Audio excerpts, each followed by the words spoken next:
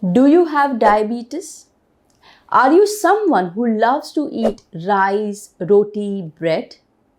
I'm sure being a diabetic, you must have heard or read that these kind of foods needs to be eaten minimal or needs to be avoided altogether. These are the food which are most staple in our country. Then what to do? In today's video, I'm going to give you one tip which can help you eat these food items with less guilt. What is that? How is it going to help you? And that's what we are going to discuss. And you know what? The tip which I'm going to tell you, which you have to add to your existing meal, is present in almost every Indian household. And it is something where you don't need to spend a lot of money. It is not a medicine, it's just a simple food. Including that in your meals will help you manage your diabetes and much more benefits. What are they? Let's find out. Namaste. My name is Dr. Tanvi Mayur Patel. I'm from Mumbai, India. Being a diabetic patient, I keep saying them many times. And almost every time the patient keeps asking me, Doc, can I eat this? Can I eat that? I have a diabetes. I have to restrict this. Well, one magic tip. Of course, you have to use that also in moderation. And that's none other than our desi gai ka ghee or a cow ghee. Okay. Why cow ghee and not any other ghee? I will discuss in detail little later. Okay. So this magic ingredient is a ghee. Now why ghee? Because ghee is the one food product which can change the glycemic index of the food. Now what is glycemic index? I'm sure you might be knowing. If not, let me give you a little brief explanation. Every time we eat food, the food is going to rise your blood sugar. How much blood sugar it will rise, how quickly it will rise your blood sugar, that is measured in the form of a glycemic index. The higher the glycemic index of the food, higher will be the blood sugar spike and faster will be the blood sugar spike. And this kind of a frequent spiking of the blood sugar is not good for a short term as well as a long term, because glycemic variability can cause other complications. And I'm sure you don't want that. And that's the reason why the people who have a diabetes need to have a food which are low in glycemic index. All the food like a wheat based rotis or chapati or parotha or a rice based food preparations have a very high glycemic index. That's why when you add ghee, it reduces the glycemic index of such food products and thus it helps managing your blood sugar much better. Okay. What are the other advantages of the ghee? Let's find out. The first advantage is that it helps in reducing the glycemic index and thus helps managing your blood sugar. Okay. The second advantage, ghee, because it is a fat based, it has a lot of fat based vitamins. Vitamins like vitamin A, vitamin D, vitamin E, vitamin K are very high in a fat.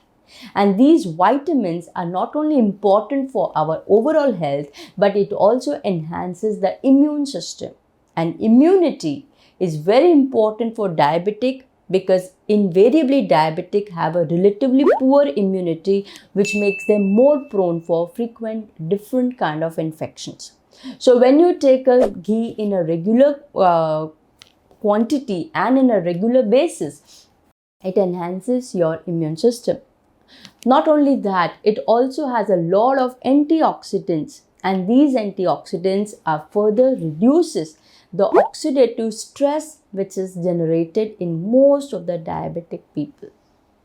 Ghee also helps reducing the bad cholesterol like LDL and high triglyceride. However, it has to be had in a moderation, okay? Because it is a high saturated fat containing product, moderation is the key. But if you eat in moderation, it definitely helps reduces the high cholesterol level, okay? Ghee is very important for our gut health. It helps in the lining of the gut health. It helps in the gut motility. Diabetic people have a slow gut motility, what we call it as a gastric paresis. And when you consume ghee in a regular basis, it helps in the gut motility and helps in the gut health. The ghee also contains certain important ingredients. One such is a butyric acid.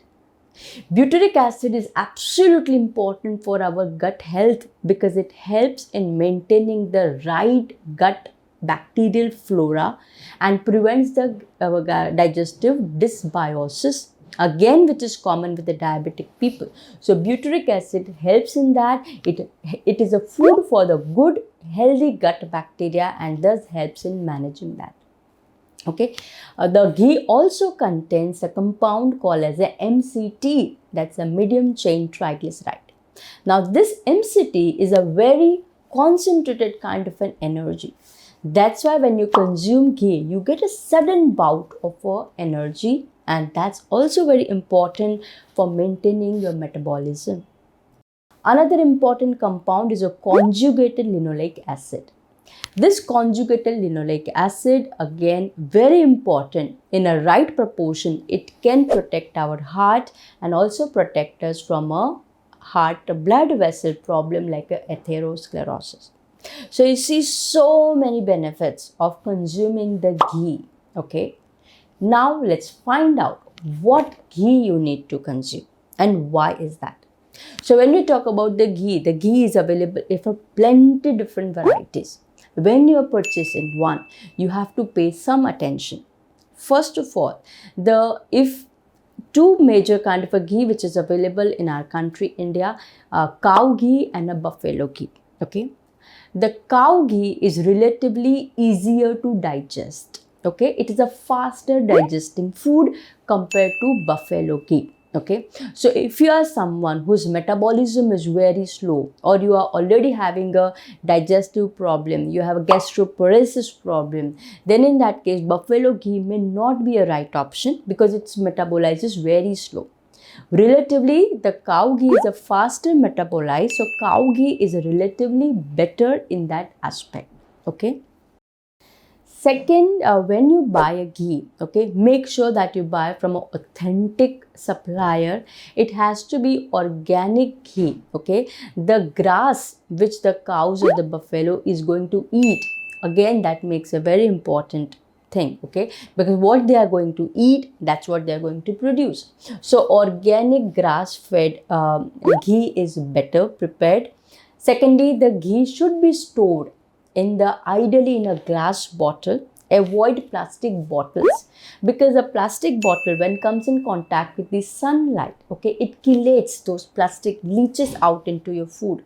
So avoid the plastic bottle. Preferably use a glass jar or glass bottle. Okay, if you know the authentic source, that's the best. Okay, desi ghee is definitely better than any kind of a processed kind of a ghee. Okay, so that's what kind of ghee you need to purchase. Okay, next, how much ghee you can consume.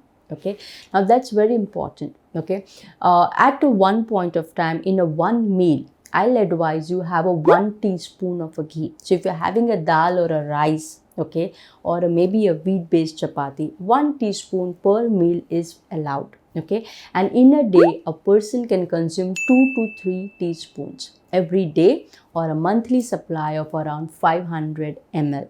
Okay, that is the allowance. Okay, of course check your other health parameters and you can discuss with your doctor or a nutritionist for further dosage alteration. Okay, next question, what time you have to consume ghee? Okay, so see, every different time when you consume ghee, it has a different advantage.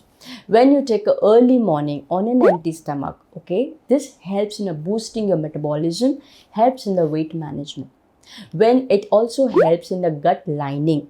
Lot of times when a patient takes a ghee in the morning, they find better digestive health, better motions, better bowels. So make sure understand. When you consume ghee in the night time, lot of people experience a better sleep.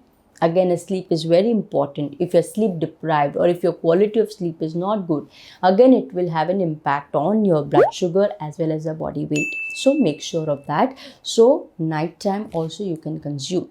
And of course, with the meal, so if you feel that your meal contains this kind of a high carbohydrate containing food, definitely add a ghee to it so that it reduces its glycemic index and thus your blood sugar spikes will not happen. Okay. Next important thing is the disadvantages of the ghee. Of course, the advantages are so many, but there are some precautions, some disadvantages, some cautions which you need to keep in mind. First, that it is a high saturated containing food product. And because it is high saturated fat, if you are going to consume in a larger quantity, it can raise your cholesterol. So be mindful about it. Okay. Second, it is a high calorie containing food. Okay. In fact, a 1 teaspoon of a ghee can give you almost like 35 to 37 calories, out of which nearly 60% comes from the fat, and nearly 30 to 35% comes from the carbohydrate, and around 5 to 6% comes from the protein. Okay, so it is a high calorie containing food. When you're going to use ghee, do not end up eating larger portion of the meal or a larger quantity of the ghee, because it can make you gain weight. So make a note of it. Okay. Third thing is that when you consume ghee, okay, you need to keep in mind that it can undergoes oxidation. Okay. Now, what is oxidation? When a ghee is stored for a long period of time, especially not in an airtight container, when it comes in contact with the air, it can get oxidized, it can get rancid, and it can reduce its nutrition quality. Okay. Ghee per se has a high smoking point. That means you can use it in the cooking. Okay, we can use it for a cooking. And that's why when you repetitively use the same ghee, okay, it can produce a carcinogen kind of a product called as the acrylamide, which is mainly formed when there is a ghee undergoes a repeat cooking and a browning. Okay, and that can be a toxic for you. So make sure that you use the ghee in a right quality of ghee, store it in an airtight container, reduce the repetitively usage of the ghee, and don't cook the ghee till a very high temperature where you start seeing the smokes and all. Okay, this point you need to keep in mind. Another important point is that lot of times patient, especially though not recommended for diabetic, but lot of times patient tries to lose weight in the form of a ketogenic diet, and they include only ghee as their chief source of energy. Understand, because ghee is a fat containing food, it has a lot of fat containing vitamins. However, it does not have a sufficient other vital nutrients. So if you are only going to be dependent on ghee for your calorie requirement, for your nutritional requirement, it can give you the malnutrition. Okay, so these points needs to be kept in mind, right? I hope you got some good useful information about ghee, because ghee is a one such topic where lot of time patients keep asking me in the clinic, and because it is a high fat containing food, lot of time people think it's a controversial subject whether to eat, not to eat. Please use it in moderation so that you can get the maximum benefits out of it. All right, I hope this video was useful to you. If you like the video, please click on the like button. And if you are new to my channel, don't forget to subscribe. Your subscription gives me a lot of encouragement to make such videos. And if you have any of your personal question, leave your question in the comment box. I will try to read and answer them as early as I can. Few people have asked me in the comment boxes before that, Doctor, where are you from? Well, I'm from Mumbai. My clinic is in Andheri West area of Mumbai. If you want to come down here, you are most welcome. And if you want to have an online consultation, we do offer that. Okay, and if you want to book the same, you can note down one contact number. You can WhatsApp message to my staff who will help you out. Please understand, it's not my personal number. It belongs to my secretary, and it's a paid consultation number only. So you can note down the number in case you want to reach out to me personally. The number is 9987829999. Okay, of course the India code +91. I hope this video was useful to you. We will meet again. Till then, please take care of yourself and namaste.